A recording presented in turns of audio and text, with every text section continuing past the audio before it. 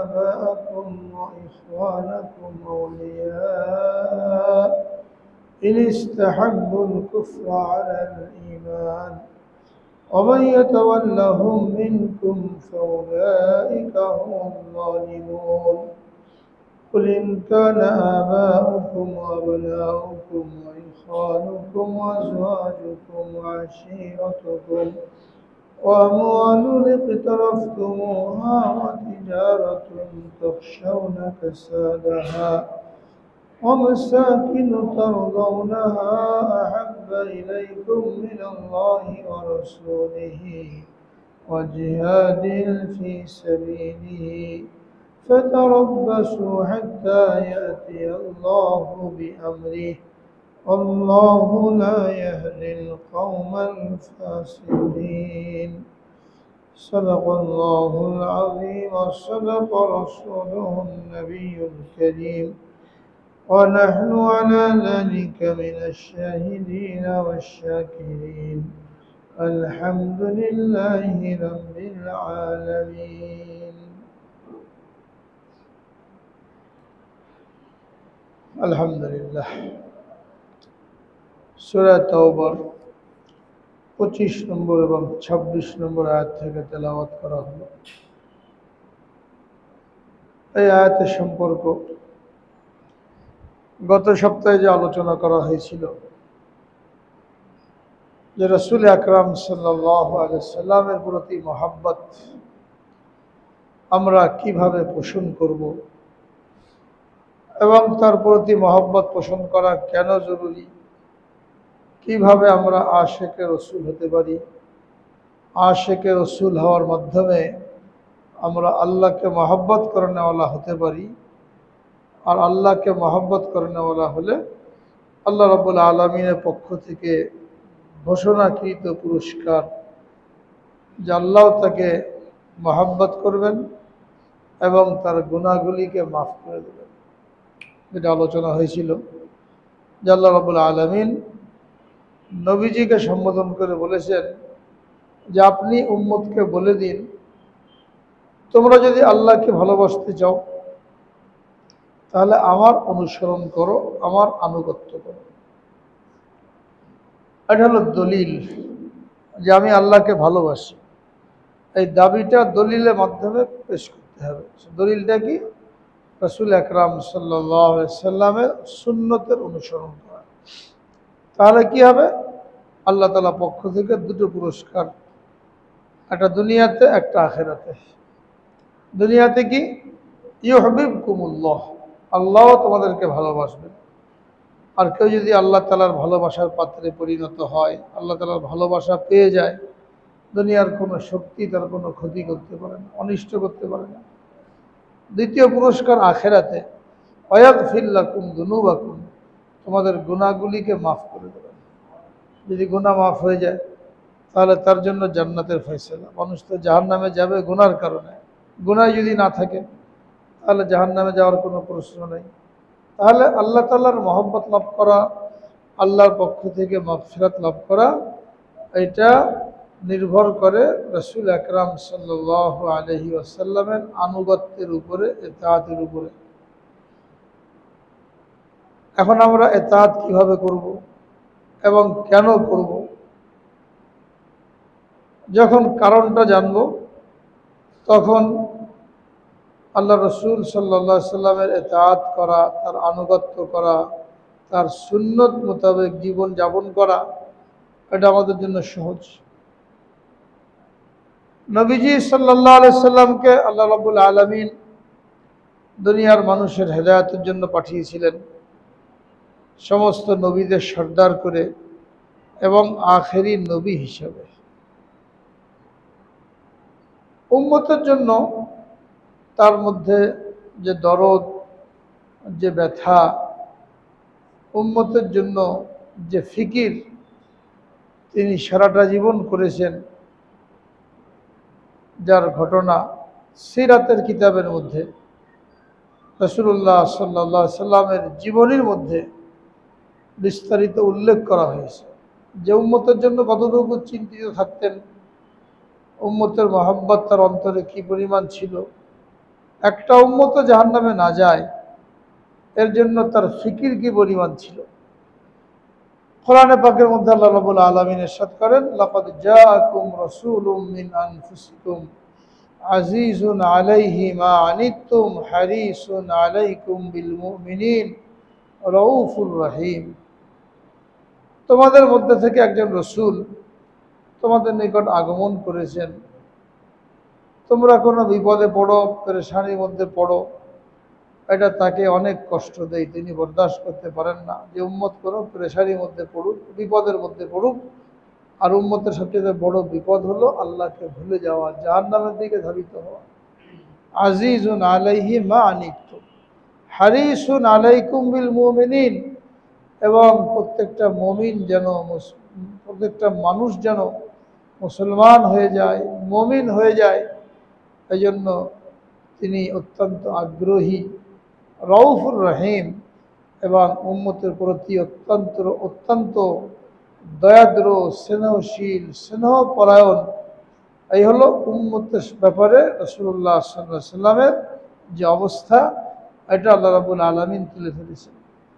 আর এক আয়াতের মধ্যে ইরশাদ করেছেন, আন-নাবিয়্যু আওলা বিল মুমিনিনা মিন আনফুসিহিম, প্রত্যেকের জন্য তার জানটা প্রিয়। এমন কোনো মানুষ নাই যে নিজেকে ভালোবাসে না, নিজের জানকে ভালোবাসে না। আর এই জানকে ভালোবাসতে যে সে অনেক কিছুই করে বসে। আল্লাহ রাব্বুল আলামিন বলেন, একজন মানুষের নিজের জান প্রাণ যেমন তার কাছে প্রিয়, নবীজি সাল্লাল্লাহু আলাইহি ওয়াসাল্লাম এর চাইতেও আওলা বিল মুমিনিন, মুমিনের জন্য বেশি প্রিয় হতে হবে, এবং নবীও এর চাইতে বেশি ঘনিষ্ঠ তার উম্মতের জন্য।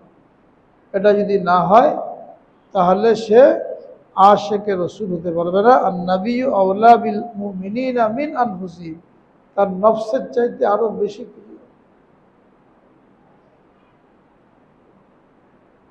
এই জন্য রাসূল আকরাম সাল্লাল্লাহু আলাইহি ওয়াসাল্লাম সর্বক্ষেত্রে উম্মতের ফিকিরে নিয়োজিত রয়েছেন। মেরাজে গেছেন, মেরাজের মধ্যে আল্লাহ রাব্বুল আলামিন যখন বিশেষ ওই মুহূর্তে আল্লাহ পাকের নৈকট্য লাভ করলেন, ফাকানা কাবা কাউসাইনি আও আদনা, আল্লাহ তাআলার মুখোমুখি হলেন, মাঝখানে ৭০,০০০ নূরের পর্দা ছিল। এই পর্দার ওদিক থেকে কথা হয়েছে। আল্লাহ রাব্বুল আলামিন নবীজির উপরে সালাম পেশ করেছেন, আসসালামু আলাইকা আইয়ুহান নাবিয়্যু ওয়া রাহমাতুল্লাহি ওয়া বারাকাতুহু, যেটা আমরা তাশাহুদের মধ্যে পড়ি। এটা মেরাজের কথা। যখন মেরাজে গেলেন, আল্লাহ রাব্বুল আলামিন জিজ্ঞেস করে, আমার জন্য কি নিয়ে আসছেন হাদিয়া? নবীজি বলেন, আত-তাহিয়াতু লিল্লাহি ওয়াস-সালাওয়াতু ওয়াত-তাইয়্যিবাত, আমার শারীরিক ইবাদত, আমার মালি ইবাদত সব কিছু আপনার জন্য। আল্লাহ রাব্বুল আলামিনের উত্তরে খুশি হয়ে সালাম করলেন, আসসালামু আলাইকা আইয়ুহান নবী, আপনার উপরে সালাম বর্ষিত হোক, রহমত বর্ষিত হোক, আল্লাহ তাআলার বরকত বর্ষিত হোক। এই মুহূর্তে আল্লাহ রাসূল সাল্লাল্লাহু আলাইহি সাল্লাম উম্মতকে বলেন নাই যে এখন আমার উপরে আল্লাহর রহমতের বৃষ্টি বর্ষিত হচ্ছে। উম্মতকেও এই রহমতের ধারার মধ্যে শামিল করার এইটাই সময়। তো নবীজি কি উত্তর দিলেন, আসসালামু আলাইনা ওয়া আলা ইবাদিল্লাহিস সালিহিন, শান্তি শুধু আমার উপরেই না, যারা নেক বান্দা আপনার এদের উপরেও শান্তি বর্ষিত।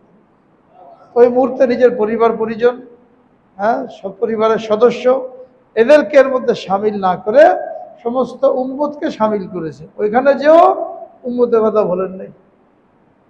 এরপরে যখন আল্লাহ রাব্বুল আলামিন উম্মতের জন্য হাদিয়া দিলেন, 50 ওয়াক্ত নামাজ, 50 ওয়াক্ত নামাজ ফরজ করা হলো।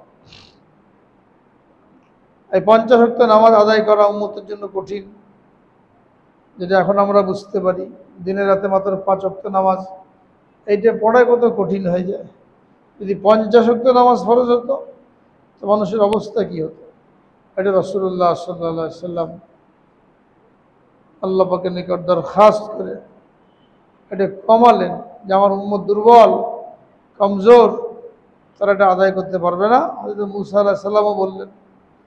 তো আবার নবীজি সাল্লাল্লাহু আলাইহি সাল্লাম আল্লাহর নিকট গেলেন, এটা কমানোর জন্য দরখাস্ত করলেন। আল্লাহ তাআলা 5 ওয়াক্ত কমিয়ে দিলেন। আবার গেলেন, আরও 5 ওয়াক্ত কমালেন, এরকম 9 বার যাওয়া আসা করে 45 ওয়াক্ত নামাজ কমিয়ে 5 ওয়াক্ত নামাজ এটা নিয়ে আসলেন। তো এটা উম্মতের জন্য স্নেহ পরবশ হয়ে, দয়া পরবশ হয়ে, যে আমার উম্মত এই পরিমাণ আদায় করতে পারবে না।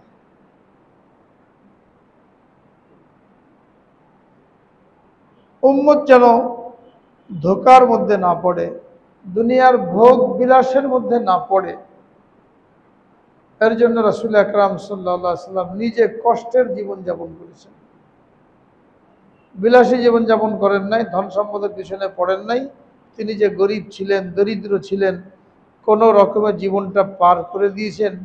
এটা এই কারণে না যে কোনো কাজ পান নাই, কোনো খেতে পড়তে পান নাই, ব্যবস্থা করতে পারেন নাই। এটা ঐচ্ছিক, ইচ্ছাকৃত। আল্লাহ রাব্বুল আলামিন তাকে ইখতিয়ার দিয়েছিলেন, আপনি যদি চান এই মক্কার পাহাড় আপনার জন্য স্বর্ণে পরিণত করা হবে, যেখানে আপনি যাবেন আপনার সাথে থাকবে, এটা থেকে প্রয়োজন পুরা করবেন। তো তাকে ধনী বানাতে চেয়েছিলেন। একটা পাহাড় স্বর্ণ ভর্তি একটা পাহাড়ের মালিক হয়ে যাওয়া, যাতে বড় ধনী আর কি হতে পারে। নবীজি সাল্লাল্লাহু আলাইহি সাল্লাম বললেন যে আমি সম্পদ চাই না, আমি একদিন পেট ভরে খাবো, আপনার শুকরিয়া আদায় করব, একদিন না খেয়ে থাকবো তো সবর করব, সবর আর শুকরের মধ্যেই আমার জীবনটাকে কাটাতে চাই, এবং আমি দরিদ্র হিসাবেই আমার জীবনটাকে পার করতে চাই। আল্লাহ নিকট দোয়া করেছেন, আল্লাহুম্মা আহিনি মিসকিনা ওয়া আমিতনি মিসকিনা ওয়া হাশুরনি ফি জুমরাতিল মাসাকিন। আমাকে মিসকিন হিসাবে জীবিত রাখুন, আমাকে মিসকিন হিসাবে মৃত্যু দান করুন, এবং কিয়ামতে আমাকে মিসকিনদের সাথে উঠান, যেন এখানেই আমাকে তালাশ করলে পাওয়া যায়। তো বুঝা গেল যে তার এই দারিদ্রতা, কোনো রকমের জীবনটাকে কাটিয়ে দেওয়া, এটা ঐচ্ছিক ছিল, যে উম্মত যেন ধোঁকার মধ্যে না পড়ে। তিনি যদি বিলাসী জীবনযাপন করতেন, অনেক বিত্ত বৈভবের মালিক হতেন, তো উম্মতের একে দলিল বানাতো যে নবীজি এত আরামে রয়েছেন, আমরা কেন কষ্ট করব? হ্যাঁ, এত কষ্ট করে গেছেন, তারপরেও আমরা কত বিলাসিতার মধ্যে কাটাই, ওটা চিন্তাই করি না। তিনি যদি আরামে কাটাতেন, তো উম্মতের একে দলিল বানিয়ে পুরা গুমরা হয়ে যেত। যত বেশি দুনিয়া আসতো, এত বেশি গুমরা হতো। এই জন্য নবী আকরাম সাল্লাল্লাহু আলাইহি সাল্লাম ইরশাদ করেছেন যে আমি এটা আশঙ্কা করি না যে তোমরা গরিব হবে, না খেয়ে মরবে, বরং আমার তো আশঙ্কা হয় তোমাদের জন্য দুনিয়া প্রসারিত করে দেওয়া হবে। বুসিতাত আলাইকুমুদ দুনিয়া কামা বুসিতাত আলা মান কানা ক্বাবলাকুম, যেমন তোমাদের পূর্ববর্তী উম্মতের জন্য দুনিয়াকে খুলে দেওয়া হয়েছিল। এরপরে কি হয়েছে? তারা এই দুনিয়ার মধ্যে পড়ে গেছে, দুনিয়ার মোহে পড়ে গেছে, এই দুনিয়া তাদেরকে হালাক করে দিয়েছে। তোমরাও যদি এরকম দুনিয়ার মোহে পড়ে যাও, তাহলে তোমাদেরকেও এই দুনিয়া হালাক করে দেবে। এরকম যেন না হয়, এই জন্য নিজে কষ্টের জীবন যাপন করেছেন। কেমন কষ্ট করেছেন? আয়েশা সিদ্দিকা রাদিয়াল্লাহু তাআলা আনহা বলেন যে আমাদের ঘরে আমরা এক চাঁদ দেখলাম, আরেক চাঁদ দেখলাম, আরেক চাঁদ দেখলাম, 3টা চাঁদ পরপর আকাশে দেখলাম, অর্থাৎ 2 মাস। এই 2 মাস ঘরে কোনো চুলা জ্বলে নেই, রান্না করার মতন কোনো কিছু ছিল না, চুলা জ্বলে নাই 2 মাস লাগাতার। যাদের কাছে বয়ান করেছেন ঘটনা তাবেঈ, তারা জিজ্ঞেস করলেন আপনাদের দিন গুজরান কিভাবে হতো, কিভাবে দিন কাটাতেন? বললেন আলাল আসওয়াদাইন, 2 কালো জিনিস, খেজুর আর পানি, 1-2 খেজুর, 1-2 গ্লাস পানি, এর উপরে দিনের পর দিন পার হয়ে গেছে। আর একটা হাদিসের মধ্যে আয়েশা সিদ্দিকা রাদিয়াল্লাহু তাআলা আনহা বলেন যে রাসূলুল্লাহ সাল্লাল্লাহু আলাইহি সাল্লামের জন্য কখনো চাপাতি রুটি বানানো হয় নাই, মানে পাতলা রুটি যেটা আমরা খাই, ভুসি ছাড়া আটা। তখন তো জাতার মধ্যে আটা পেশা হতো, কিন্তু আটাটাকে চালার জন্য কোনো চালুনি ছিল না, যে ভুসি আলাদা হবে, আটা আলাদা হবে। আর চাক্কির মধ্যে পিষলে ওই মেশিনে পেশার মতন তো আর মিহি হবে না, তো ছাপা থাকতো, ভুসি থাকতো। ওটা কী করতেন? ওই হাতের মধ্যে নিয়ে, বা কুলোর মধ্যে, যেমন গ্রাম দেশে ধান থেকে চিটা ফেলে ওরকম নিয়ে ফুঁক দিতেন, তো যা ভুসি উড়ে যেত, বেশিরভাগই থেকে যেত। হ্যাঁ, এবং ভাতের মধ্যে যদি কুড়ো থাকে তো খেতে কত কষ্ট হয়, গলার মধ্যে আটকে যায়। রুটির মধ্যে যদি ভুসি থাকে, ওটাও এরকম, খাওয়া যায় না। তো চাপাতি রুটি কোনোদিন খান নাই, এই ভুসিওয়ালা রুটি, তাও আবার তরকারি দিয়ে না, কখনো একটু জৈতুনের তেল অথবা কখনো সিরকা তরকারি খুব কমই ব্যবস্থা হয়েছে। এবং তিনি বলেছেন 2 দিন পর পর পেট ভরে খান নাই। একদিন খেয়েছেন, 2 দিন পর পর পেট ভরে খান নাই। এই সব কিছু তার জীবনের চিত্র, জীবন অতিবাহিত করার চিত্র। কেন? উম্মতের জন্য, যে উম্মত যেন আমার এই আরাম আয়েশ দেখে ধোকার মধ্যে না পড়ে। তো এইভাবে তিনি জীবনটাকে কাটিয়ে দিয়েছেন। দিনভর মেহনত করেছেন। ফজরের নামাজ পড়তেন, মসজিদে বসতেন ইশরাক পর্যন্ত, মাসাইল আলোচনা করতেন। সাহাবীদের মধ্যে কেউ কোনো স্বপ্ন দেখলে স্বপ্নের ব্যাখ্যাতেও বলতেন, কেউ স্বপ্ন কথা না বললে নিজে কোনো স্বপ্ন দেখলে এটা ব্যাখ্যা বলতেন।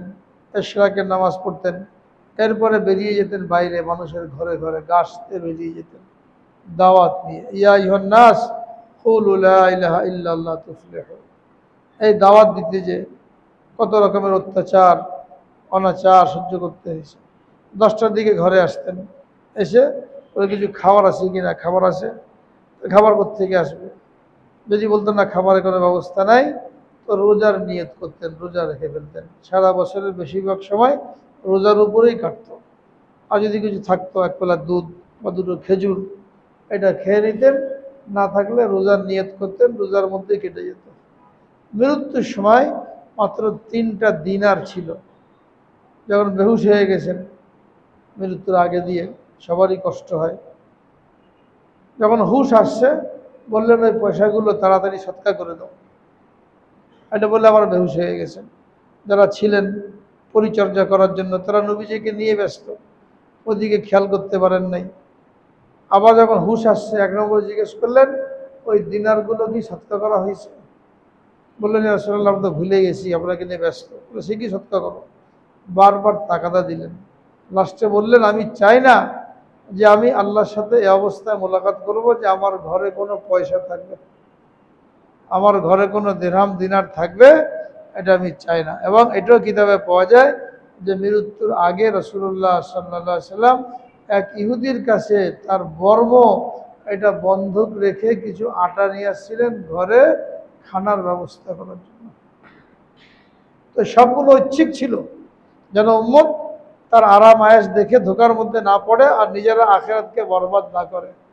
এই পরিমাণ কষ্ট করেছেন উম্মতের জন্য।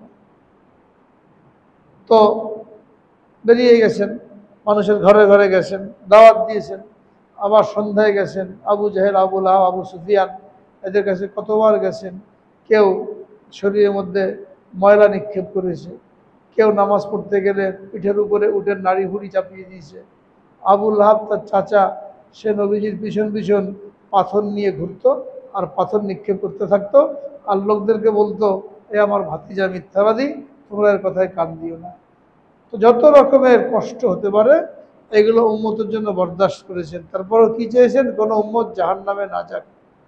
রাতে 2 ঘন্টা ঘুমাতেন, 2 থেকে 3 ঘন্টা, উঠে নামাজে দাঁড়িয়ে যেতেন। নামাজের মধ্যে এমন ক্রন্দন করতেন, সাহাবায়ে কেরাম বলেন যে হাঁড়ির মধ্যে যেমন পানি ফুটতে থাকলে টকবক করে শব্দ হয়, এরকম নবীজির সিনা মুবারক থেকে শব্দ বের হতো। হেঁচকি বেড়ে বেড়ে কাঁদতেন। উম্মতের কি হবে? উম্মতের কি অবস্থা হবে? মক্কায় দাওয়াত দিলেন, অল্প কিছু লোক মুসলমান হয়েছে, বেশিরভাগ লোকই মুসলমান হয় নাই। বরং নবুয়তের 7ম বছরে অল্প যে গুটি কয়েক মানুষ মুসলমান হয়েছিল তাদেরকে সহ রাসূলুল্লাহ সাল্লাল্লাহু আলাইহি সাল্লামকে অবরুদ্ধ করা হলো, মক্কা থেকে বের করে দেওয়া হলো। এবং আবু তালেব ওনার চাচা, তার একটা জায়গা ছিল একটা পাহাড়ের পাদদেশে, সেখানে তিনি সবাইকে নিয়ে গেলেন। এখানে 3 বছর বয়কট করা হলো। কেউ কোনো কথা বলবে না, দেখা সাক্ষাৎ করবে না, বিবাহ শাদী করবে না, কেউ কোনো সাহায্য করবে না। এই 3 বছর বয়কট করে রাখলো শিয়াবে আবি তালেবের মধ্যে। এই 3 বছরে স্বয়ং রাসূলুল্লাহ সাল্লাল্লাহু আলাইহি সাল্লাম সহ সাহাবায়ে কেরাম যারা ছিলেন এদের কি অবস্থা ছিল? খানা পিনা যা নিয়ে গিয়েছিলেন অল্প তো কয়দিনের মধ্যে শেষ। এরপরে সবার জন্য নিষেধ, কেউ যেন মুসলমানদের কাছে খানা পিনা বিক্রি না করে, গম আটা বিক্রি না করে, কেউ কোনো সহযোগিতাও না করে। তো তো 3টা বছর কিভাবে অতিবাহিত হয়েছে সিরাতের কিতাব যদি পড়েন, হ্যাঁ, পড়তে পড়তে কান্না চলে আসবে। বাচ্চারা রাতভর ক্রন্দন করতো একটু দুধের জন্য, যেমন এখন ফিলিস্তিনের অবস্থা, গাজার মধ্যে যে অবস্থা, ঠিক এরকম একটা অবস্থা আন্দাজ করা যায়। গাছের পাতা খেয়েছে, ঘাসের শেকড় তুলে খেয়েছে, চামড়া পানিতে ভিজিয়ে একটু পানির মধ্যে চামড়ার কিছু গন্ধ ইত্যাদি আসছে, হ্যাঁ, বা নরম হয়েছে, এইগুলো খেয়েছে। এবার 3টে বছর পার হয়ে গেছে। এরপরে যখন ওখান থেকে বেরোলেন, মক্কার লোকেরা তো মুসলমান হয় নাই, এখান থেকে চলে গেলেন তায়েফ, 110 কিলোমিটার মক্কা থেকে, বাহন নাই, ওনার পালক পুত্র যায়েদ ইবনে হারেসা তাকে সাথে নিয়ে তায়েফে গেছেন, যে তায়েফের লোকেরা অতিথি পরায়ণ, হয়তো তারা আমার কথা শুনবে আর ইসলাম গ্রহণ করবে। কি জন্য গেছে? কোনো সাহায্যের জন্য না, যখন গেলে খানা পিনা পাওয়া যাবে, হ্যাঁ, দাওয়াত দেওয়ার জন্য। এই লোকগুলো জাহান্নাম থেকে বাঁচুক, দাওয়াত দিয়েছেন। 3জন সর্দার বড় বড়, তাদের কথায় পুরো জাতি চলে, এদের কাছে গেলেন অনেক আশা নিয়ে। তারা এমন ব্যবহার করলো, একজন বললো তুমি তো মিথ্যাবাদী, আমি তো মিথ্যাবাদীর কোনো কথা বলতে চাই না। আর একজন বললো আল্লাহ তোমাকে নবী করে পাঠিয়েছে, আর কাউরে খুঁজে পায় নাই, এই তোমাকে নবী করে পাঠায়, তাহলে তো তিনি কাবা শরীফের পর্দা ছিঁড়তে চলেছেন, হ্যাঁ, কাবা শরীফের পর্দা বেঁধে পরে ছিন্ন হয়ে যাবে। এমন কটু মন্তব্য করে বের করে দিলেন। শুধু এটাই না, ছোট ছোট বাচ্চাদেরকে লেলিয়ে দিল, যে লোকের এদিক দিয়ে যাবে দুই দিকে দাঁড়িয়ে তার উপরে পাথর মারতে থাকবে। পিছনে একটার বাচ্চা ছোটে পাথর মারছে, পুরো শরীর রক্ত রঞ্জিত, খাওয়া নাই, চলতে পারেন না, হ্যাঁ, রক্ত পড়ে জুতার মধ্যে আটকে গেছে। সাথে ছিলেন যায়েদ ইবনে হারেসা। বললেন দেখো, আমার এই রক্ত যেন মাটিতে না পড়ে, নবীর রক্ত যদি মাটিতে পড়ে তাহলে আল্লাহ তাআলার ক্রোধ এত মারাত্মক আকার ধারণ করে যে ওই জাতিকে আল্লাহ তাআলা ধ্বংস করে দেন। এখন পুরো জাতি তার উপরে অত্যাচার করেছে, পাথর নিক্ষেপ করেছে, ওই সময়ও যেন উম্মতের কষ্ট না হয়, আযাবের মুখোমুখি না হয়ে যায়, এদিকে তাকিদ করেছে যে রক্ত যেন মাটিতে না পড়ে। জুতার মধ্যে পড়ে জুতা আটকে গেছে, কিন্তু মাটিতে পড়তে দেন না। মদিনায় আসছেন হিজরত করে, যে কদিন ছিলেন 11 বছর, কোনো বছর এমন নাই যে যুদ্ধের মুখোমুখি হতে হয় নাই। একটা রাত আরামে ঘুমাতে পারেন নাই। এই কাফের আসলো, এই মনে আক্রমণ করলো মদিনায়, চিল্লা পাল্লা হইচই, হঠাৎ করে রাতে চিৎকারের আওয়াজ শোনা যেত, নবীজি বেরিয়ে পড়তেন ঘোড়ায় উঠে, চক্কর দিয়ে আসতেন কোনো দুশমন আসলো কিনা। একটা পেরেশানির অবস্থা। 11টা বছর হিজরত করে আসার পরে, হ্যাঁ, উহুদের যুদ্ধ হলো, বদরের যুদ্ধ হলো, খন্দকের যুদ্ধ হলো, তবুকের যুদ্ধ হলো, বনু মুস্তালাকের যুদ্ধ হলো, এরকম প্রত্যেক বছর যুদ্ধ চলতেই রয়েছে। নবীজি সশরীরে হাজির হয়েছেন। উহুদের যুদ্ধের মধ্যে এক কাফের বড় একটা পাথর নিক্ষেপ করলো মাথার উপরে, মাথার মধ্যে লৌহ শিরস্ত্রাণ ছিল, ওর যে কড়া ছিল, কড়াটা ভিতরে ঢুকে এই বরাবর দুটো দাঁত শহীদ হয়ে গেছে। হ্যাঁ, পুরো শরীর রক্তের, ওইখানেও একই কথা বলছে যে আমার রক্ত যেন মাটিতে না পড়ে। এবং ওই মুহূর্তেও কাফেরদের জন্য বদদুয়া না করে তিনি দোয়া করেছেন আল্লাহর নিকট, আল্লাহুম্মা গফিরলি কওমি ফাইন্নাহুম লা ইয়ালামুন, হে আল্লাহ আমার কওমকে মাফ করো, তারা তো জানে না, অবুঝ। ওইখানে হেদায়েতের দোয়া করেছেন, ওইখানেও মাগফিরাতের দোয়া করেছেন। এভাবে মৃত্যু পর্যন্ত কাটিয়ে দিয়ে গেছেন।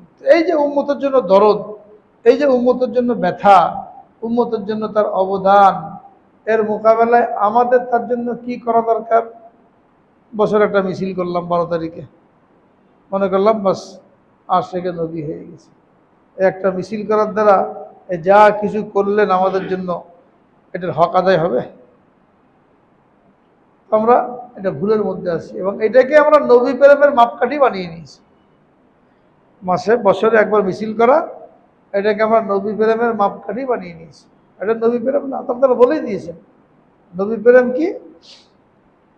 তিনার যে মিশন এবং তার যে আদর্শ, ওই আদর্শকে জীবনে বাস্তবায়ন করা, তার যে মিশন ছিল প্রত্যেকটা মানুষের কাছে পৌঁছানো, দেশের আনাচে কানাচে পৌঁছে যাওয়া, একটা মানুষ জাহান্নামে না যায়।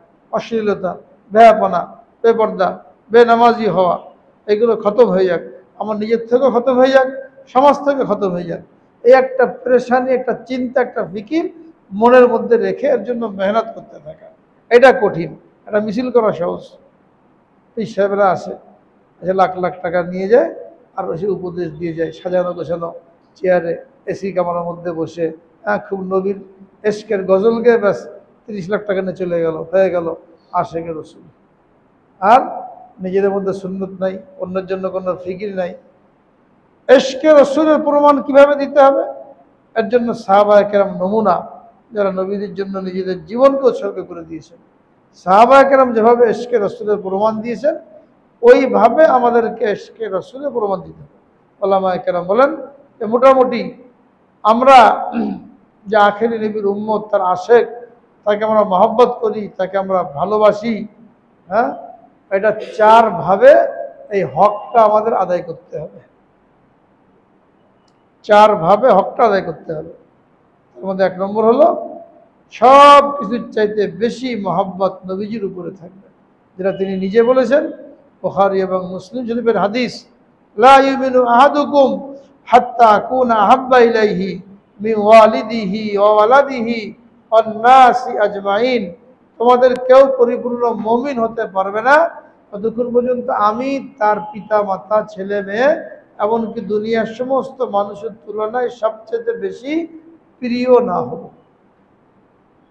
মহব্বত প্রকাশ করার 1 নম্বর মাধ্যম, 1 নম্বর সবার চাইতে মহব্বত। ছেলে মেয়ে এক কথা বলছে, যেটা সুন্নত বিরোধী, নবীজির আদর্শ বিরোধী, আমি কোনটাকে প্রাধান্য দেবো?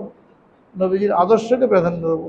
ছেলে মেয়ে রাগ করলে করবে। বিবি এক কথা বলছে, যেটা নবীজির আদর্শের বিরোধী, সুন্নতের বিরোধী। তো এখানে আমার নবীজির প্রতি মহব্বত বেশি নাকি স্ত্রীর প্রতি মহব্বত বেশি, এটা এখানে প্রকাশ পেয়ে যাবে। হ্যাঁ, যদি স্ত্রীর আবদার রাখতে যে, স্ত্রীর কথা রাখতে যে ওই কাজটা করলাম যেটা শরীয়ত পরিপন্থী, নবীজির তরিকা পরিপন্থী, তাহলে কি হলো? আমি ঈমান থেকে দূরে সরে গেলাম। লা ইউমিনু আহাদুকুম, নবীর মহব্বত সব কিছুর মহব্বতের চাইতে বেশি না হওয়া পর্যন্ত তুমি পরিপূর্ণ মুমিন না। কারণ আমরা প্রত্যেকে মিলাই যে আমার ছেলেমেয়ের আবদার রক্ষা করতে, যে বাপ মার আবদার রক্ষা করতে, যে বিবির আবদার রক্ষা করতে, যে পাড়া প্রতিবেশীর আবদার রক্ষা করতে, যে শরীয়তের কতগুলো হুকুম লঙ্ঘন করেছি, রসুলের কতগুলো তরিকা আমি লঙ্ঘন করে চলেছি। কেন? মানুষের কি বলবে? বিবি নারাজ হয়ে যাবে, ছেলে মেয়ে নারাজ হয়ে যাবে। বিবি বাচ্চা যদি নারাজ হয় আল্লাহকে খুশি করতে, যে তো তাদেরকে খুশি করার দায়িত্ব আল্লাহ তাআলা নিয়ে নেবেন। কিন্তু ওদেরকে খুশি করতে যদি আল্লাহ তাআলা যদি নারাজ হয়ে যান, আল্লাহকে খুশি করার দায়িত্ব কে নেবে? কারো কোনো ক্ষমতা আছে যে আমার পক্ষ থেকে আল্লাহর কাছে সুপারিশ করে আল্লাহকে খুশি করিয়ে নেবে? এটা মনে করতে হবে। বিবি নারাজ হলে সাময়িক, ছেলে মেয়ে নারাজ হলে সাময়িক, এক সময় তাদেরকে আল্লাহ তাআলা আমার প্রতি খুশি করে দেবেন যদি আমি আল্লাহকে খুশি করার পরিপূর্ণ এরাদা করি। এই জন্য 1 নম্বর কাজ হলো রাসূলুল্লাহ সাল্লাল্লাহু আলাইহি সাল্লামের মহব্বত সব জিনিস থেকে বেশি হতে হবে। এবং এই বেশি আছে কিনা তার প্রমাণ হলো যখন এরকম তুলনা করার সময় আসে, আমি কোনটাকে রাখবো কোনটাকে ছাড়বো, তখন কি করতে হবে? রাসূলুল্লাহ সাল্লাল্লাহু আলাইহি সাল্লামের তরিকা, নির্দেশ, হ্যাঁ, তার সন্তুষ্টি, এই সাইডটাকে প্রাধান্য দিতে হবে। এটা হলো আলামত এই হাদিসের উপরে আমল করা। লা ইউমিনু আহাদুকুম হাত্তা আকুনা আহাব্বা ইলাইহি মিন ওয়ালিদিহি ওয়া ওয়ালাদিহি ওয়ান নাসি আজমাইন। 2 নম্বর, প্রত্যেকটা কাজের মধ্যে রাসূলুল্লাহ সাল্লাল্লাহু আলাইহি সাল্লামের তরিকা এবং সুন্নত এটাকে আঁকড়ে ধরা, যেটা আল্লাহ রাব্বুল আলামিন কোরআনে পাকের মধ্যে বলেছেন, লাকাদ কানা লাকুম ফি রাসূলিল্লাহি উসওয়াতুন হাসানাহ লিমান কানা ইয়ারজুল্লাহা ওয়াল ইয়াউমাল আখিরা ওয়া যাকারাল্লাহা কাসীরা। তোমাদের মধ্যে যে রাসূল পাঠানো হয়েছে, এই রাসূলের মধ্যে তোমাদের জন্য উত্তম আদর্শ রয়েছে। কার জন্য? যে আল্লাহকে ভয় করে, কিয়ামতে আল্লাহর সাথে মোলাকাত করতে হবে, এটা যে বিশ্বাস করে তার জন্য। আর স্বয়ং রাসূল আকরাম সাল্লাল্লাহু আলাইহি ওয়াসাল্লাম বলেন, মান আহাব্বা সুন্নতি ফাকাদ আহাব্বানি ওয়া মান আহাব্বানি কানা মাই ফিল জান্নাহ। যে আমার সুন্নতকে মহব্বত করলো সে আমাকে মহব্বত করলো, আর যে আমাকে মহব্বত করলো সে আমার সাথে জান্নাতে থাকবে। অর্থাৎ যে আমার সুন্নতকে আঁকড়ে ধরলো সে আমার সাথে জান্নাতে থাকবে।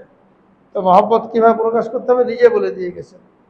প্রত্যেকটা কাজের মধ্যে সুন্নতকে মহব্বত করা। মহব্বত মানে কি? হ্যাঁ, সুন্নতকে মহব্বত করি, এটা মহব্বত না। নিজের জীবনে বাস্তবায়ন করা, চাই সেটা রাসূল আকরাম সাল্লাল্লাহু আলাইহি সাল্লাম ইবাদত হিসাবে করেন বা ব্যক্তিগত অভ্যাস হিসাবে করেন, সবগুলোই গ্রহণ করা মহব্বতের আলামত। অনেকে পার্থক্য করে, এটা তিনি অভ্যাসবশত করেছেন, এটা না করলেও কোনো অসুবিধা নেই। হ্যাঁ, এটাকে পার্থক্য করা যাবে না। নবীর মহব্বত পোষণ করতে হলে, দাবি করতে হলে পার্থক্য করা যাবে না। দুনিয়ার বিভিন্ন মানুষের মহব্বতে ওইরকম চুল দাড়ি লেবাস পোশাক আমরা অনুকরণ করি, তো নবীজির মহব্বতে তার মতন চুল, তার মতন দাড়ি, তার মতন টুপি, তার মতন পোশাক, তার মতন চলন বলন সব ক্ষেত্রে এটা প্রকাশ করতে হবে।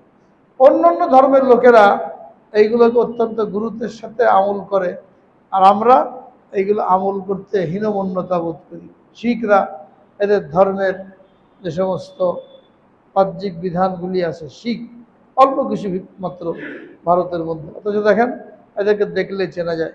এদের মাথার মধ্যে পাগড়ি থাকবে, মুখের চাপ দাড়ি থাকবে, পায়জামা পাঞ্জাবি পরবে, হাতের মধ্যে বালা থাকবে।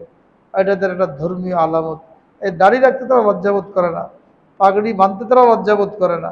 যার কারণে 140 কোটি ভারতবাসীর মধ্যে শিখদের সংখ্যা কত? 5 কোটি। হ্যাঁ, যেমন পানির মধ্যে মাখন ছেড়ে দিলে মাখন চেনা যায়, ওটা গলে না। তো এরকম 140 কোটি মানুষের মধ্যে 5 কোটি শিখকে চিনতে কোনো অসুবিধা হয় না। কিন্তু ভারতবর্ষের মুসলমানের সংখ্যা কত? 35 কোটি মুসলমান। 140 কোটি মানুষের মধ্যে ভারতে মুসলমানের সংখ্যা 35 কোটি। কিন্তু আপনি খুব কম লোককে চিনতে পারবেন দেখি হিন্দু না মুসলমান, সালামও দিতে পারবেন না। হ্যাঁ, আবার নাম জিজ্ঞেস করবেন তো বোঝা যাবে না যে লোকটা কি। তো শিখ এখানে যাক, তাকে সবাই চিনতে পারবে, কিন্তু মুসলমানকে চিনতে পারবে না। কেন? এটা হীনমন্যতা হবে। ব্রাহ্মণ পৈতা লাগাবে, ধুতি পরবে, তাকেও চেনা যাবে। কপালে তিলক লাগাবে, তাকেও চেনা যায়। এটা করতে তারা হীনমন্যতা ভোগে না। আর মুসলমান তার নবীর আদর্শকে ধরতে, সুন্নত মতন চলতে, মানুষে কি না কি বলে, কে মৌলবাদী বলে কিনা, আবার শেখেরে বলে কিনা, গোড়া বলে কিনা, ধর্মান্ধ বলে কিনা, এই বিভিন্ন জিনিস ফিকির করতে যে আর নবীর তরিকা মতন চলা হয় না। এই লোকগুলোই এই সিস্টেমটা বের করেছে যে ব্যাস এইগুলোকে ঢাকার জন্য বছরে কি করো, একটা জশ্নে জুলুস করো, মিছিল করো, তুমি আশেকে রসুল হয়ে গেলে। এইগুলোকে ঢাকার জন্য এটা বের করেছে। এদের আশেকে রসুল হওয়া যায় না। প্রত্যেকটা কাজের মধ্যে তালাশ করে করে কে কি বললো না বললো কিছু আসে যায় না। আমার কবরে আমাকে যেতে হবে, সেখানে আমাকে জিজ্ঞেস করা হবে, নবীজিকে, নবী সম্পর্কে জিজ্ঞেস করা হবে তোমার নবীকে। যদি নবীর তরিকা মতন চলি তাহলে না উত্তর দিতে পারবো। চললাম ইহুদি খ্রিস্টানের তরিকায়, তো সেখানে আমার মুখ দিয়ে বের হবে না যে আমার নবীর নাম বলবো আমি, বা নবীকে চিনতে পারবো, এরকম কোনো সুযোগ নেই। এদের দুনিয়ার সব মোহ, সব মহব্বত এগুলো ভুলে যে কবরের কথা চিন্তা করা, এটা হলো 2 নম্বর যার মাধ্যমে আমরা নবীজি সাল্লাল্লাহু আলাইহি সাল্লামের প্রতি মহব্বতের প্রকাশ ঘটাবো। 3 নম্বর, তাকে কি দায়িত্ব দিয়ে পাঠানো হয়েছিল, কি মিশন তিনি নিয়ে আসছিলেন। ইয়া আইয়ুহার রাসূল বাল্লিগ মা উনজিলা ইলাইকা মির রাব্বিক ওয়া ইল্লাম তাফআল ফামা বাল্লাগতা রিসালাতা। রাসূলুল্লাহ সাল্লাল্লাহু আলাইহি সাল্লামকে সম্বোধন করে আল্লাহ রাব্বুল আলামিন বলে, হে রাসূল, আপনার নিকট যে ওহী পাঠানো হয়েছে, ওহীর মাধ্যমে যে প্রত্যাদেশ, এটা আপনি পরিপূর্ণভাবে উম্মতের নিকট পৌঁছে দেন। যদি না পৌঁছান তাহলে আপনি এই রিসালাতের দায়িত্ব পালন করলেন না। এই জন্য রাসূল আকরাম সাল্লাল্লাহু আলাইহি ওয়াসাল্লাম নবুয়ত পর্বত থেকে 23 বছর সমস্ত আরামকে হারাম করে দিয়ে যা কিছু তার উপরে অবতীর্ণ হয়েছে এটা মানুষের ঘরে ঘরে দাঁড়ে দাঁড়ে যে পৌঁছানোর জন্য চেষ্টা করেছেন। ইয়া আইয়ুহান নাস, প্রথম কথাই ছিল ইয়া আইয়ুহান নাস কুলু লা ইলাহা ইল্লাল্লাহ তুফলিহু, হে লোক সকল লা ইলাহা ইল্লাল্লাহ পড়ে নাও, তোমরা কামিয়াব হয়ে যাবে। অর্থাৎ লা ইলাহা ইল্লাল্লাহ পড়ার মাধ্যমে আল্লাহ তাআলার একত্বকে স্বীকার করো, একত্ববাদকে স্বীকার করো। আর একত্ববাদ স্বীকার করার মানেই হলো আল্লাহর সামনে মাথা নত করা, তার হুকুমের সামনে আত্মসমর্পণ করা। এই দাওয়াতটা সব জায়গায় ছড়িয়ে দিয়েছেন এবং উম্মতের জন্য দরদ আল্লাহ রাব্বুল আলামিন তাকে থামিয়ে দিয়েছেন। লাআল্লাকা বাখিউন নাফসাকা আল্লা ইয়াকুনু মুমিনিন, কেন তারা মুমিন হচ্ছে না এই চিন্তায় আপনি মনে হয় আপনার জীবনটাই দিয়ে দেবেন, এমন একটা পেরেশানিকর অবস্থা। ঠিক ওই দরদ উম্মতের জন্য, ওই ব্যথা আমার আপনার অন্তরে না আসা পর্যন্ত আমি নিজেকে আশেকে রসুল বলে দাবি করতে পারি না। পরিপূর্ণতা আসবে না। রসুলের মধ্যে যে উম্মতের জন্য ফিকির আর দরদ ছিল, ওটিকার আমরা উম্মত আমাদের মধ্যে পরিপূর্ণ আনা সম্ভব, কিন্তু কিছুতে আসতে হবে। মানুষকে জাহান্নামে যেতে দেখে কমপক্ষে একটা ব্যথা অনুভব করতে হবে, হ্যাঁ, ভুরু কুঞ্চিত হতে হবে যে মানুষগুলো জাহান্নামে চলে যাচ্ছে। নামাজ পড়তে আসছেন, এই রিক্সাওয়ালা, ভ্যানওয়ালা, টেম্পুওয়ালা বসে বসে কী করে, মোবাইলের মধ্যে তাস খেলে, জুয়া খেলে, হ্যাঁ, আমি চলে আসলাম চুপচাপ মসজিদে। ওটা দেখে কমপক্ষে একটু মনের মধ্যে ব্যথা আসা দরকার, হ্যাঁ, এই লোকগুলো এই যে নামাজের টাইম, এই নামাজ বাদ দিয়ে খেলছে, কি অবস্থা এদের হবে। যদি হিম্মত হয় গায়ে মাথায় হাত বুলিয়ে দুটো কথা কমপক্ষে বলা যে ভাই নামাজটা পড়েন, চলে নামাজ পড়তে যায়, দেখলাম মুখ বন্ধ করে চলে আসলাম, এটা তো ওই ফিকিরটা হলো না। ওই ফিকিরের আলামতি হলো এটা যে মানুষকে জাহান্নামে যেতে দেখে আমার একটা ভাবান্তর হবে, একটা চিন্তা মনের মধ্যে আসবে, এবং তিন ভাবের কোনো এক ভাবে এটার বহির্প্রকাশ হবে। সেটা কি? মান রাআ মিনকুম মুনকারান ফালিয়ুগাইয়িরহু বিয়াদিহি ফাইন লাম ইয়াস্তাতি ফাবিলিসানিহি ফাইন লাম ইয়াস্তাতি ফাবিকলবিহি ফাযালিকা আযাফুল ঈমান। তখন তুমি সমাজে অন্যায়, অশ্লীল, গর্হিত কাজ হতে দেখো, তো তোমার যদি ক্ষমতা থাকে তুমি হাত দিয়ে বাধা দাও। কোথায় ক্ষমতা আছে?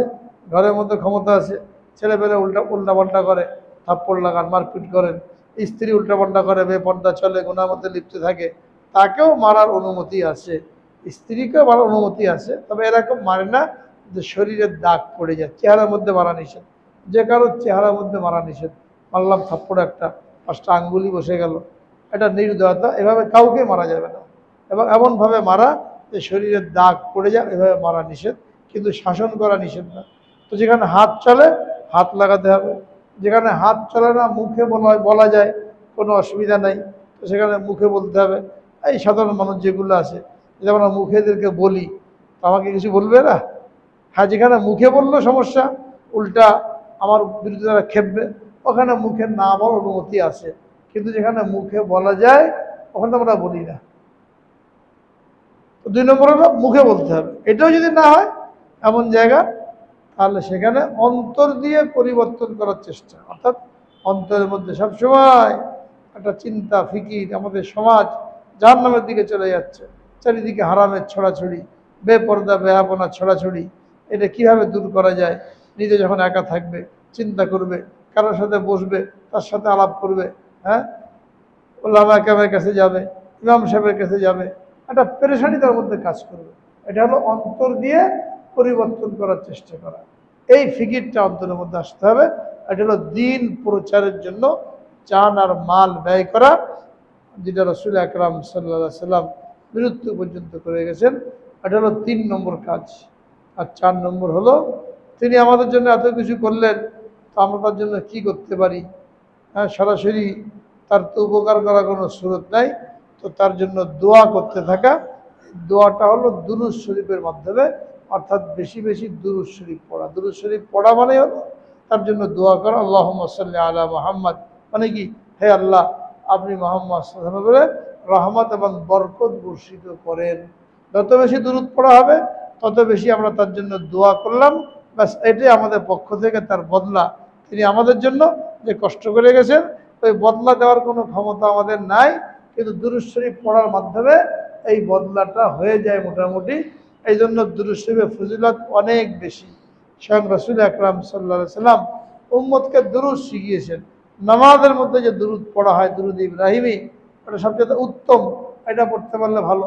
এটা যদি না হয় আল্লাহুম্মা সাল্লি আলা সাইয়্যিদিনা মুহাম্মাদিন নবিয়্যিল উম্মি ওয়া আলিহি ওয়া সাল্লিম তাসলিমা। জুমার দিন আসরের পর 80 বার পড়তে হয়, এটা হাদিসের মধ্যে আছে। জাযাল্লাহু আন্না মুহাম্মাদাম মা হুয়া আহলু, এটা হাদিসের মধ্যে আছে। সবচেয়ে সংক্ষিপ্ত দুরূদ সাল্লাল্লাহু আলাইহি ওয়াসাল্লাম, যেটা আমরা নবীজির নাম শুনলে পড়ি। এতটুকু যদি কেউ না পড়ে তাহলে তাকে সবচেয়ে বড় বখিল বলা হয়েছে।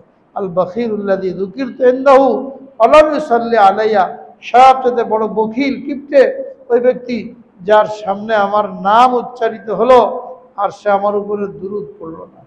তো দুরূদ পড়তে কতক্ষণ সময় লাগে? নাম শুনবো, সাল্লাল্লাহু আলাইহি সাল্লাম বলবো, অর্থাৎ আল্লাহর নিকট দোয়া করলাম সাল্লাল্লাহু আলাইহি ওয়াসাল্লাম, আল্লাহ তাআলা তার উপরে রহমত এবং শান্তি বর্ষিত করুন।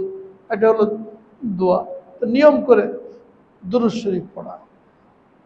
আল্লাহ রাব্বুল আলামিন একদল ফেরেশতা নিযুক্ত করে রেখেছেন, যারা সারা দুনিয়াতে সফর করতে থাকে, বিচরণ করতে থাকে। আর যেখানে কেউ নবীজির উপরে দুরূদ পড়ে তারা এটা নিয়ে নবীজির খেদমতে পৌঁছে দেয়, অমুক দেশে অমুক জায়গায় আপনার অমুক উম্মত আপনার উপরে দুরূদ পড়েছে।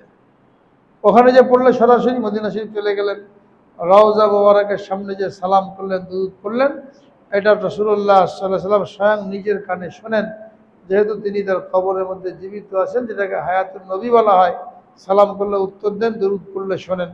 কিন্তু দূরে যেগুলো পড়া হয় এগুলো ফেরেশতারা পৌঁছে দেয়। এর দ্বারা বোঝা গেল যে রাসূলুল্লাহ সাল্লাল্লাহু আলাইহি ওয়াসাল্লামকে কিছু লোক হাজির নাজির বলে প্রচার করে, যে তিনি, আমরা কোথাও মিলাদ পড়লে দুরূদ পড়লে নবীজি নিজে চলে আসেন। হাজির নাজির তত্ত্ব এটা সহি না। তিনি কবরের মধ্যে শায়িত আছেন, আল্লাহ রাব্বুল আলামিন ফেরেশতাদেরকে নিযুক্ত করে দিয়েছেন, তারা সারা দুনিয়াতে বিচরণ করবে, আর যেখানে দুরূদের আমল হবে এটা নবীজির খেদমতে পৌঁছে দেবেন। হ্যাঁ, তো দুরূদ শরীফ পড়া এটাও অত্যন্ত সৌভাগ্যের বিষয়, সবাই পারে না। বেশি থেকে বেশি দুরূদ শরীফ, যে যত বেশি এই দুরূদ শরীফ পড়বে, সুন্নতের উপরে আমল করবে, কিয়ামতের দিন তত বেশি নবীজি সাল্লাল্লাহু আলাইহি সাল্লামের নৈকট্য লাভ করতে পারবে। তো মোটামুটি আরো অনেকগুলি আছে, এই চারটার মধ্যে চলে আসে। তিনি আমাদের প্রতি যে দয়া করেছেন, আমাদের জন্য যে কষ্ট করেছেন, আমাদের জন্য তার যে অবদান, এটার প্রতিদান দেওয়া এটা আমাদের দ্বারা সম্ভব না। তবে চারটা কাজ যদি আমরা করি তাহলে কিছুটা হলেও এই হক আদায় হয়। এক নম্বর কি, তার প্রতি মহব্বত এই পরিমাণ যে তার মহব্বতের সামনে অন্য কারো মহব্বতকে যদি কুরবানি করতে হয় তো কুরবানি করতে হবে। হ্যাঁ, কারো আবদার, কারো অনুরোধ, কারো দাবি, ওইগুলো প্রত্যাখ্যান করতে হবে যদি সেটা নবীর তরিকার বিরোধী হয়। আর দুই নম্বর হলো প্রত্যেকটা কাজে তালাশ করে করে সুন্নত মোতাবেক, শুধু নামাজ না, রোজা না, দৈনন্দিন ব্যক্তিগত কাজ, নখ কাটবো, নখ কাটার মতো সুন্নত তরিকা আছে। গোসল করবো, এখানেও সুন্নত তরিকা আছে। খেতে বসবো, এখানেও সুন্নত তরিকা আছে। জামা গায়ে দেবো, কিভাবে গায়ে দেবো, প্যান্ট পায়জামা পরবো, কিভাবে পরবো, এমন কোনো কাজ নাই ব্যক্তিগত, পারিবারিক, সামাজিক, যেখানে নবীজির তরিকা নাই। একজন আশিকে রাসূল তার তাকাদায় হবে, সে তালাশ করতে থাকবে, যে কোনো কাজ তার সামনে আসবে, তালাশ করবে যেখানে আমার নবীজির কি তরিকা ছিল। আর তিন নম্বর, তার যে ফিকির, দিনের দাওয়াত সব জায়গায় পৌঁছে দেওয়া। আমি শুধু 5 ওয়াক্ত নামাজ পড়লাম আর সারাদিন অফিস আদালত, ব্যবসা বাণিজ্য, এইগুলো নিয়ে ব্যস্ত, কারো কাছে যাওয়ার সময় নাই, কারো হাতে পায়ে ধরার সময় নাই, কারো গায়ে মাথায় হাত বুলিয়ে নামাজের দাওয়াত দেওয়া, গুনাহ থেকে বেঁচে থাকা, আখিরাতমুখী হওয়া, এইগুলো সময় নাই। আমি তো নিজের নামাজ কালাম নিয়েই ব্যস্ত। তো এরকম যদি হয় তো নিজের নামাজ কালাম দিয়ে কোনো ব্যক্তি জান্নাতে যেতে পারবে না, যদি কিনা সেই দায়িত্ব পালন না করে, যে দায়িত্ব পালন করার জন্য নবীজিকে পাঠানো হয়েছিল। এটাকে বলা হয়েছে ওয়ালতাকুম মিনকুম উম্মাতুন ইয়াদউনা ইলাল খায়র। তোমাদের মধ্যে এমন একটা দল থাকা দরকার যারা মানুষকে সৎ কাজের আদেশ করবে, অসৎ কাজের নিষেধ করবে, এবং তারাই হলো প্রকৃত কামিয়াব এবং সফল। এই দলই হলো এই মানুষকে আল্লাহর দিকে ডাকা। এটা শুধু মুসলিমের কিছু লোক, তাদেরকে তবলিগালা বলা হয়, এদের দায়িত্ব না। এটা তো সৌভাগ্য যে আল্লাহ পাক কবুল করেছেন, কিন্তু আমরা তাদের উপরে ছেড়ে দিয়ে নিজের ট্রেনে ব্যস্ত থাকলাম, আমি তার থেকে বঞ্চিত হয়ে গেল। সবার দায়িত্ব এটা, নির্দিষ্ট কিছু লোকের দায়িত্ব না, সবার দায়িত্ব। আর 4 নম্বর কি বললাম, দুরূদ শরীফ প্রতিদিন 100, 200, 500 বার। অনেক বুজুর্গের ঘটনা পাওয়া যায়, তসবি থাকতো অনেক বিশাল, খেজুরের বিচি দিয়ে বানানো, বা পাথরের ব্যাগ ভর্তি পাথর থাকতো। এরকম তসবি ছিল না, 4000, 5000 বার তারা দৈনিক এরকম দুরূদ শরীফ পড়তেন। যত বেশি দুরূদ শরীফ পড়া হবে, নবীজির নৈকট্য লাভ হবে। এমনকি কেউ যদি নবীজিকে স্বপ্নে দেখার সৌভাগ্য অর্জন করতে চায়, তো এর জন্য দুরূদ শরীফের আমল একটা বহুত বড় আমল। নিয়মিত আমল করতে থাকলে আল্লাহ তাআলা চাহেন তো কখনো নবীজিকে স্বপ্নে দেখবে। আর নবীজি তাআলা বলেছেন যে আমাকে স্বপ্ন দেখলো সে সঠিক দেখলো, কেন শয়তান আমার আকৃতি ধারণ করতে পারে না। অন্য কোনো স্বপ্ন দেখি আমরা, এটা মিথ্যা হতে পারে, কিন্তু নবীজিকে স্বপ্ন দেখা এটা মিথ্যা হবে না। তিনি যদি স্বপ্ন দেখা দেন তবে ওটা তিনি, আকৃতি বিভিন্ন রকমের হয়, আমল অনুযায়ী এক একজনে এক এক রকম দেখে। নবীজিকে দেখবে, সবাই একরকম দেখবে না, আমল অনুযায়ী এক একজন এক এক রকম দেখবে। কিন্তু নবীজিকে দেখলো, যেহেতু শয়তানের জন্য এটা নিষেধ, শয়তান নবীজির আকৃতি করতে পারবে না। তো এই সৌভাগ্য কখন লাভ হবে, যখন দুরূদ শরীফের আমলটা বেশি বেশি হবে। এই জন্য নিয়মিত অভ্যাস করে নেওয়া, রুটিন তৈরি করে নেওয়া, আমি প্রতিদিন এই পরিমাণ দুরূদ শরীফ পড়বো, 200 বার 500 বার। যে 3 তসবিহ পড়ার কথা বলা হয়, এই 3 তসবিহ পড়লে দৈনিক তো পড়া হয়ে যায় 100 বার সুবহানাল্লাহ, আলহামদুলিল্লাহ, ওয়ালা ইলাহা ইল্লাল্লাহু আল্লাহু আকবার, 100 বার দুরূদ শরীফ, 100 বার ইস্তেগফার, এটাকে বলা হয় 3 তসবিহ সকালে আর বিকালে। আপনি যদি এটা পাবন্দি করি তাহলে দৈনিক কত পড়া হয়ে যাচ্ছে? 200 বার পড়া হয়ে যাচ্ছে। আর যদি আপনি অভ্যাস করে নিই তাহলে দেখবেন কোথায় যাচ্ছেন, গাড়িতে, হেঁটে, কোনো জায়গা, কিন্তু জবান জারি, মুখে দুরূদ শরীফ। শয়তান ভুলিয়ে দেই, হ্যাঁ, চলে যাচ্ছে, মুখ বন্ধ করে বসে রয়েছি, বাসের মধ্যে বসে রয়েছি, জ্যামের মধ্যে বসে রয়েছি, মুখ বন্ধ, ইচ্ছা করলে পড়া যেত, কিন্তু শয়তান ভুলিয়ে দেয়। একবার যখন মহব্বত পয়দা হয়ে যাবে আর ওরকম অভ্যাস হয়ে যাবে, তখন এই জবান জারি হয়ে যাবে, এবং জবান জারি হওয়া দুরুদের মাধ্যমে হোক বা জিকিরের মাধ্যমে হোক, এটা বহুত বড় সৌভাগ্যের বিষয়। তো এই জন্য আমরা এগুলো করার জন্য চেষ্টা করি। যে আয়াতটা তেলাওয়াত করেছিলাম ওটা বলা হয় নাই, যে মহব্বতের কথা বলতে যে বললাম, এটা এই আয়াতের মধ্যে আল্লাহ রাব্বুল আলামিন 8টা জিনিসের কথা বলেছেন, যে 8টা জিনিসের তুলনায় নবীর মহব্বত এবং আল্লাহর মহব্বত তোমাদের মধ্যে বেশি যদি না হয় তাহলে তোমরা ফাসেক হিসাবে গণ্য হবে এবং আল্লাহ তাআলার পাকড়াওয়ার জন্য অপেক্ষা করো, যার মধ্যে আমরা সবাই লিপ্ত। 8টা জিনিস, এটা ইনশাআল্লাহ আগামী সপ্তাহে আলোচনা হবে, যে 8 জিনিসের তুলনায় আল্লাহ এবং আল্লাহ রসুলের মহব্বত আমাদের মধ্যে যদি বেশি থাকে তাহলে আমরা আশিকে রসুল, রসুলকে মহব্বত করেনেওয়ালা। আর এই জিনিসগুলি মহব্বত যদি বেশি থাকে তাহলে তাদের সম্পর্কে আল্লাহ ধমকি দিয়েছেন, ফাতারাব্বাস, অপেক্ষা করো আল্লাহর পাকড়াওয়ার জন্য। এবং লাস্টে বলছেন আল্লাহু লা ইয়াহদিল কওমাল ফাসিকিন, এরা ফাসেক, আর ফাসেকেরা হেদায়েত থেকে বঞ্চিত। আল্লাহ তাআলা হেফাজত করেন এবং সত্যিকার আশিকে রসুল হওয়ার তৌফিক দান করেন। এই 8টা জিনিস নিয়ে ইনশাআল্লাহ আগামী সপ্তাহে আলোচনা হবে। দুরূদ শরীফ পড়ি। আল্লাহুম্মা